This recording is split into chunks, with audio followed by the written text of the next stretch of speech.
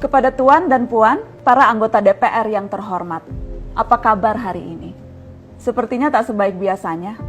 Sama, di sini pun begitu. Kita semua memang sedang diuji. Hidup memang tak selalu baik, kan? Seperti kami-kami ini, Tuan dan Puan juga mungkin lebih banyak bekerja di rumah. Kalau lihat siaran sidang atau rapat terbuka di gedung DPR sekarang sih kelihatannya banyak kursi yang kosong. Tapi biasanya juga kosong kan ya? Tuan dan Puan anggota DPR yang terhormat, saya perhatikan parlemen-parlemen negara lain fokus melawan corona. Tapi rasa-rasanya isu-isu yang keluar dari Senayan belakangan kok kebanyakan tidak terkait corona ya? Kami malah membaca DPR bersemangat membahas isu-isu lain. Contohnya, rancangan Undang-Undang Cipta Kerja yang banyak ditolak karena dinilai mementingkan kepentingan investor di atas kebutuhan pekerja. Presiden Jokowi pekan lalu sempat menyatakan pemerintah dan DPR menunda pembahasan salah satu klaster di rancangan undang-undang itu, klaster ketenagakerjaan. Ini untuk memberi kesempatan mendalami substansi dan mendapat masukan dari banyak pihak. Berpegang pada alasan itu, maka sudah seharusnya klaster lain dalam RUU Cipta Kerja pun perlu ditinjau ulang. Karena yang lain juga bukan tanpa masalah, terutama dari perspektif lingkungan dan keadilan gender. Tidak cukup hanya menunda pembahasan satu klaster saja. Ada juga RUU lain yang masih nekat mau dibahas. Ada RUU KUHP yang tahun lalu diserbu unjuk rasa. Lalu RUU pemasyarakatan. Ada koruptor yang sudah ngebet pengen bebas kah? Apa kabar Pak Yasona? Terus terang saja, membahas undang-undang yang menyangkut hajat hidup orang banyak di masa seperti sekarang ini terlalu mengundang curiga. Gara-gara pandemi yang pada jatuh cinta saja berani menunda nikah loh. Ini kok DPR buru-buru banget kayak lagi kejar setoran? Tidak ada undang-undang yang tidak penting, semua penting.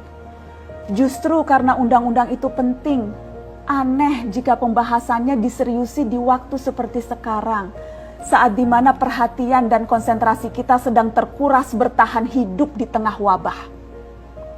Produk hukumnya pun berpotensi cacat bila tidak memenuhi ketentuan, dan rasanya belum ada aturan pembahasan RUU secara virtual.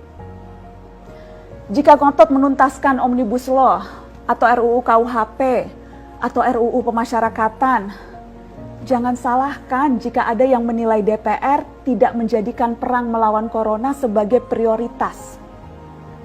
Saya percaya setiap tindakan dan keputusan di masa krisis mencerminkan skala prioritas.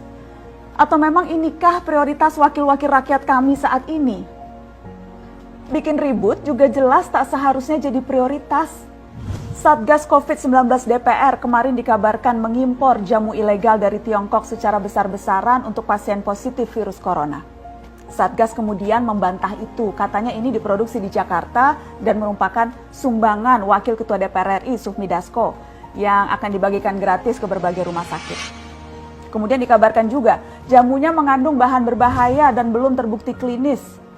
Satgas lagi-lagi membantah, katanya sedang proses mendapatkan izin edar di Badan Pengawasan Obat dan Makanan. Sedang itu berarti belum kan ya? Tuan dan Puan yang terhormat, niat baik pun perlu proses yang baik. Proses yang semrawut hanya akan disusul polemik. Sementara sekarang kita sedang banyak-banyaknya menaruh harapan kepada negara. Tindak tanduk DPR salah benarnya akan selalu dilihat. Makanya sempat ramai juga warganet mengkritik Satgas COVID-19 DPR RI yang berfoto mengenakan APD saat hendak berkunjung ke Rumah Sakit Darurat Wisma Atlet menyerahkan sumbangan DPR. Ini dinilai melukai hati masyarakat. Tenaga medis kita saja bertaruh nyawa benar karena kekurangan APD. Tidak ada yang meragukan jumlah sumbangan DPR. Kami yakin pasti banyak, namanya juga DPR, beli ribuan rapid test saja mampu, ngeborong jamu apalagi. Tapi ini soal rasa dan empati. Kecuali ya, kalau yang dipakai anggota DPR itu APD yang lain, alat pelindung dewan. Salam hormat dari kami yang kalian wakili.